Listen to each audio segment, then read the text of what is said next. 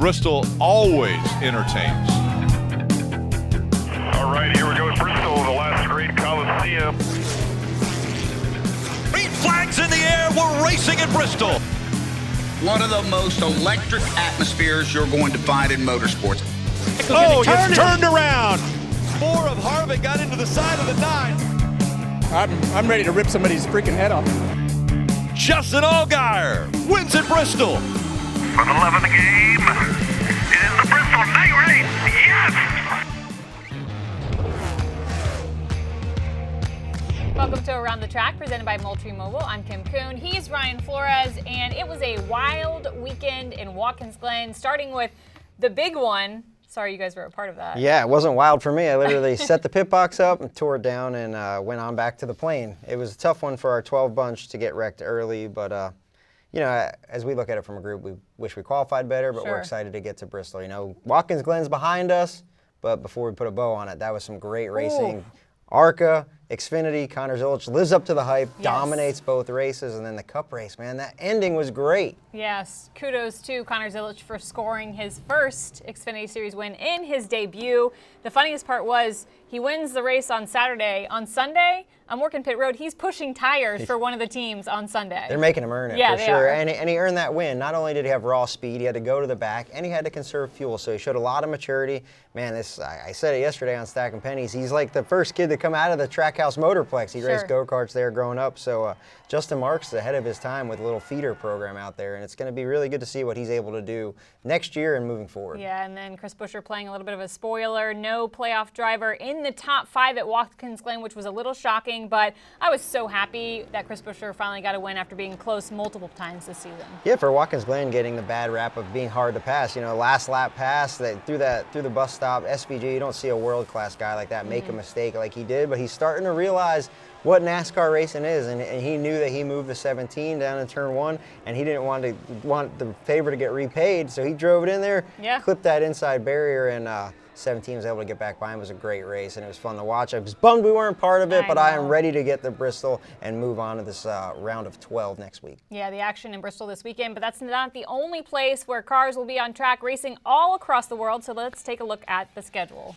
Yeah, a ton of racing this weekend. As we see NASCAR Mexico, the Modified Tour at Monadnock, the Euro Series, the WeatherTech IMSA cars will be running, and NASCAR Canada. There's a lot going on, but I want to talk about modifieds first. I'm a modified guy, so I'm going to be a little stingy here, and I watched that race this past weekend at Riverhead, and it was a heavyweight battle between Justin Bonsignor and Ronnie Silk. I mean, they were literally just duking it out with their race cars. It almost looked like a demolition derby between the two, with Ron Silk coming out on top.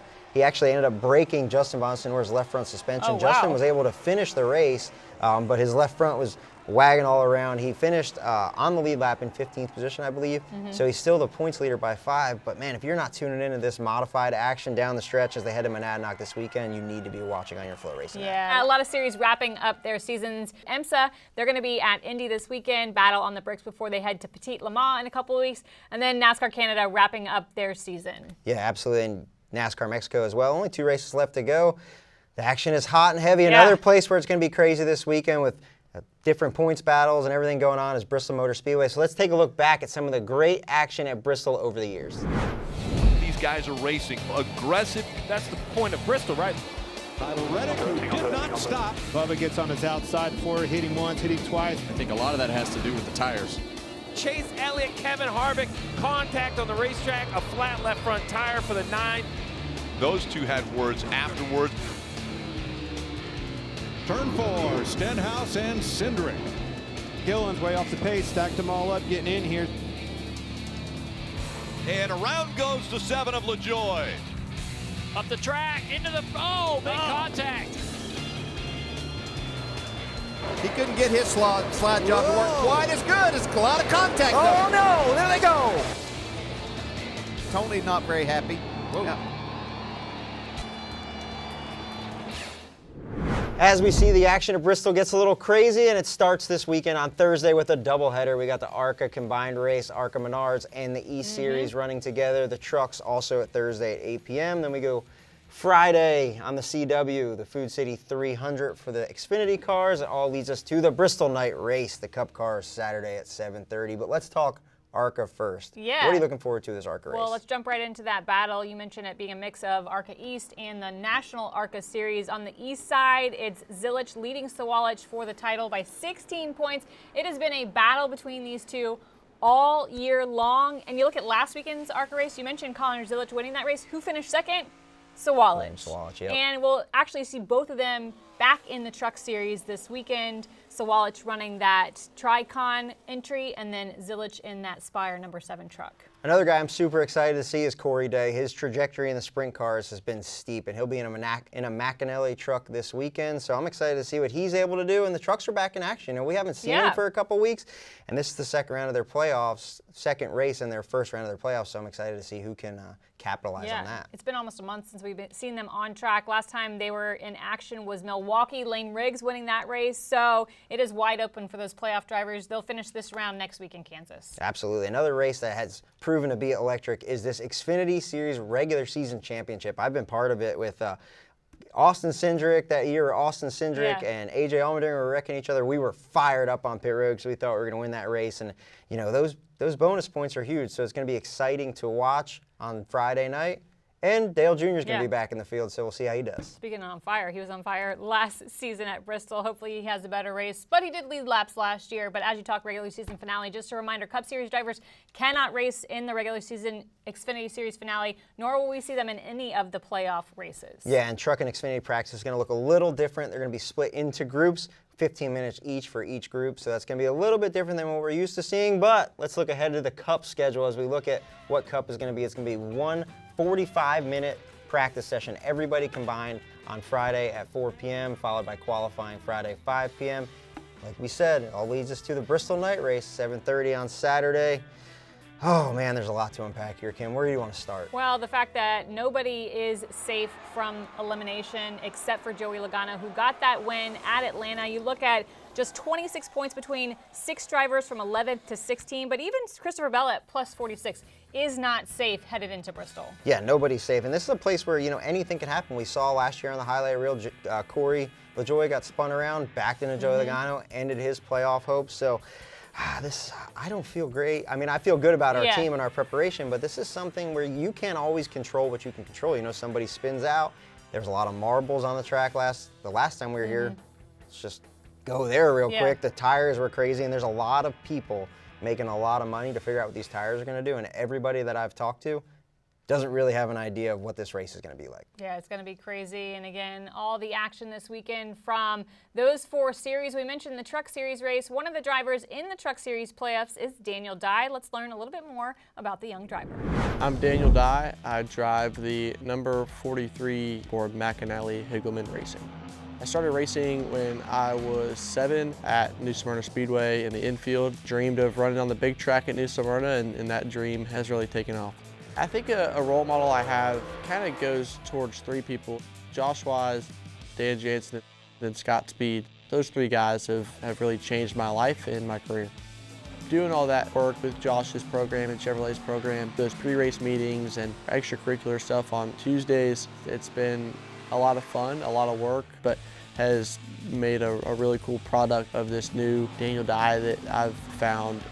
My overall goals are to run on Sundays in the NASCAR Cup Series. And we're giving you a look at Daniel Dye's 2024 season stats, second full-time season in the NASCAR Craftsman Truck Series. You see that one top 5 that came at Nashville. His career best finish of runner-up, still looking for that first NASCAR National Series win. Yeah, we know this kid knows how to perform under pressure. He was able to go in the Richmond, out of the playoffs, and leave locked in. So he's racing for a championship. He's currently 7th in points. And, you know, these last 2 races at short track's been top 10s. We'll see what he's able to do this weekend at Bristol. Yeah, the only Truck Series driver in history to hop into the postseason pool after heading into the regular season finale below the elimination line. But other people have caught on to his talent because this is the last year we'll see him full-time in the NASCAR Craftsman Truck Series. Next year, he's going full-time Xfinity Series racing. He's been tapped by Colleague. Yeah, he's definitely going to be looking to get his first truck win before he heads on to Xfinity next year. But this weekend's going to be intense, and our Cup drivers are here to tell you about the intensity of Bristol that we're going to see this weekend.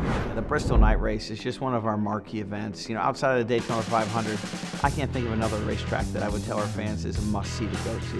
I think the thing that makes the short track so intense is you're always around somebody. You know, you go to Bristol, you're in a 5-lane lap, and you're always going to have somebody within 2 or 3 car lengths. I think Bristol's probably the one that stands out to me. How different is it going to be from the spring race? Because the spring race we had a whole bunch of tire wear. It's pretty cool out. It's going to be warmer this time. Even though it's still at night, it's still warmer. Does that affect the tire wear? What's that going to look like? I think that's probably the one that has the biggest question. Bristol raced a lot different this year with the tires that we had there than it's really raced in a long time. Taking a lot of notes, from that first race this year and figure out how to make the tires live a little longer be key. Well, you heard the driver say it. It's the biggest question of the weekend. What will the tires do? We saw a new tire in the spring. That race was crazy, but the difference is that race was during the day. This is at night, so some questions on whether or not the tire will perform similarly. Yeah, and they're spraying the track with resin instead of PJ1. There's a lot of variables, so I don't think anybody really knows what's going to happen, just like we didn't really know what was going to happen going to Watkins Glen. It's always a little bit less than what people make it out to be, but last time we were there, it was absolutely crazy. So this place is a picker guy. It can be like your most fun night of the year or your biggest nightmare. And you're going to learn on Friday after qualifying because there aren't a lot of openings on pit road. And pit road is really tight and it's really tricky. And I feel like with how loud this track is and everything that's going on, you are always in fight or flight mode just because it's so crazy. So you see a lot of mistakes, a lot of loose wheels here because it's a high load track. It's going to be a dogfight come Saturday night. Yeah, that's the one thing guaranteed. It is going to be a dogfight. 500 laps at one of the most physically and mentally grueling racetracks. Qualifying is going to be a huge deal. And then also, as a driver, keeping track of A, what lap you're on, and then B, there's different pit road, protocols, whether you're under green flag conditions or yellow flag conditions. So much to keep track of for the teams and the drivers. Yeah, and we typically don't see green flag pit stops here, but we saw a ton the last race here. So you have to go into this race prepared for anything. Like last time we went there, we prepared for like 4 pit stops. We did 9. This time, we might go in there prepared for 10 pit stops. We might do 4. So you just have to be ready for anything. That's why this is a crown jewel race, and it's so hard to win, and it's so just rewarding when you're able to pull up on top of that building into victory lane at the end of the night. Yeah, add to that, the intensity of the playoffs, and if there's a wreck, there's really nowhere to go. So to Skip's point, you have to be prepared. Erica and I, up next, are preparing you on where to put your money this weekend for Bristol. So who is your best value pick for your fantasy league? I've got my guy. Yeah, we took a gamble this weekend. Luck or the lack thereof. It's a big factor here today. Listen to me out there, gamblers. That's me, baby. It's time for Easy Money with E, so I'm going to welcome in my friend and our resident sports betting analyst, Erica.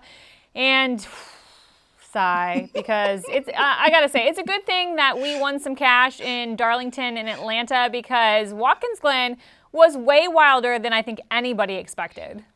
Yeah, it was wild, and it was not kind to our pockets, but it's okay. We just have to roll with the punches and get back on track this week, which I'm confident that we will. Yeah, can't win them all, but we're hoping for good things for Bristol, although this is a cutoff race in the round of 16 for the playoffs, so it could get just as wild as last weekend. Let's dive right into E's top picks for the Last Great Coliseum. My first top picks for this week are Brad Keselowski as a top 5 finisher, and then I have Denny Hamlin as a top 3 finisher. Let's look at Brad Keselowski. We know that he is facing elimination, as we have mentioned before, but we also know that he can run really well at Bristol. He finished 3rd at this track in the spring. He's got wins at Bristol. He's got 6 top 10 finishes in the last 10 short track races. Plus 180 are his odds to be a top 5 finisher. And then we got Denny Hamlin as a top 3 finisher. And right now those odds, the best odds I've seen for that are plus 120. But from a strictly betting perspective, Kim, Denny Hamlin is one of the biggest liabilities at least one sports book to win the NASCAR Cup Series championship. That is important because if you are a bettor who likes to fade the public, so basically you like to bet against the popular pick, you might want to go ahead and start fading and phasing Denny Hamlin off of your bet slips for this race. Now, I'm not saying I'm backing him as a championship winner this year, but I'm also not ready to back up off of him. So I do think as a top 3 finisher at plus 120, that's a great value. He won this race in the spring. He won it last fall. And we do know that the last 5 stages at Bristol have been won by JGR drivers. Some great points there, and we know that Brad Keselowski and Denny Hamlin both facing elimination. Hamlin at -6, Keselowski -12, so maybe a little extra motivation for them this weekend. But Hamlin also falls into your next bet. It's a top 10 straight bet. So walk me through the specifics of this one. I'm glad that you mentioned that it's a straight bet because it does feel like a parlay. Yeah. But this is actually a spot where you just place one wager for all three things to happen. And it is Denny Hamlin, C. Bell, and Kyle Larson all to finish in the top 10 at minus 120. All the reasons we've already talked about Hamlin is why I think he will have at least a top 10 finish. Then we got Christopher Bell, who we know is one of the most elite drivers when it comes to tire management. He finished 10th in this race in the spring. I don't see him finishing any less than 10th. And then we got Kyle Larson, who finished 5th at this race in the spring. And he's got 10 top 10 finishes in 12 of the last short track races, including 2 wins. All of these drivers have a background in short tracks, and we know that they all run well at this kind of track. So, guys, don't let me down. Okay, I like Bell in that mix because he may or may not end up in my fantasy lineup later in the show. All right, I have been begging you for weeks to find us some like fun off-the-wall bets, and you finally found some for Bristol. So this week, Erica's got some Bristol bonus bets. What did you find? Some Bristol bonus bets. The first one is yes to overtime at plus 200. The last, 3 out of the 5 short track races this season have gone into overtime. So I like plus 200, even if it's just $2, $5, go there. And then another fun bet, Kim, since you've been asking, is the over-under of even numbered cars to finish in the top 10. And at one sports book, I found that over-under line to be 4.5. Obviously, you can't have 4.5 cars. So that means we can either wager on 5 cars finishing in the top 10 that are even numbered, or we can wager on 4. We're going to take the under of 4.5 at plus 100 odds. I'm thinking Keselowski, we've already bet on him. I'm thinking Christopher Bell. Those are 2 right there. Do you have 2 more that you're thinking of, even numbered cars to finish in the top 10? Ooh, I'll go Alex Bowman in the 48 just because he's been the only playoff driver who has not had issues in the last 2 races. And then, I don't know, who else? Maybe Austin Cindric, because as we're talking playoff drivers that have been on a little bit of a hot streak, he's another one. Okay. And here's a fun fact, Kim. Right now on the entry list, we have 20 odd numbered cars and we have 17 even numbered cars. So mathematically, yeah, the odds should be in our favor. So crossing our fingers for those bonus bets to hit as well. The math is in our favor. All right, and don't forget, Erica will have some additional bets later in the week. Be sure to tune into her social media channels. Erica, we'll catch you next week for a preview of Kansas as the round of 12 kicks off. And after the break, Ryan and I set you up, if you're headed to Bristol this weekend, all of the cool stuff to do if you're a race fan.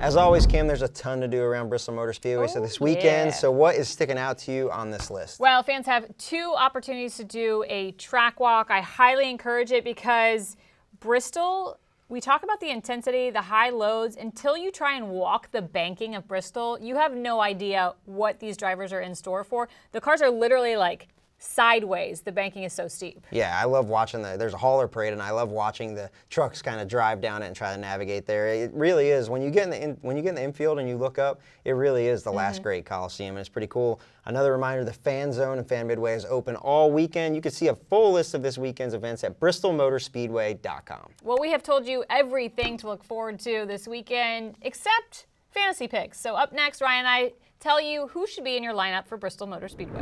Hey race fans, Corey LaJoy here. Join Ryan, Flores, and myself for Stacking Pennies each week. I'll break down my race and explain what happened right out of my windshield. Plus, we award the Dogs of the Week for the best pit crews and go in-depth on all the money stops, pit road mistakes, and penalties. And we've got a ton of guests. We have SVG stopping by. We had Ricky Stenhouse after he punched Kyle Busch in the face. We've had Bubba. We've had all sorts of guys in here in the Nonsense Garage, so you do not want to miss it.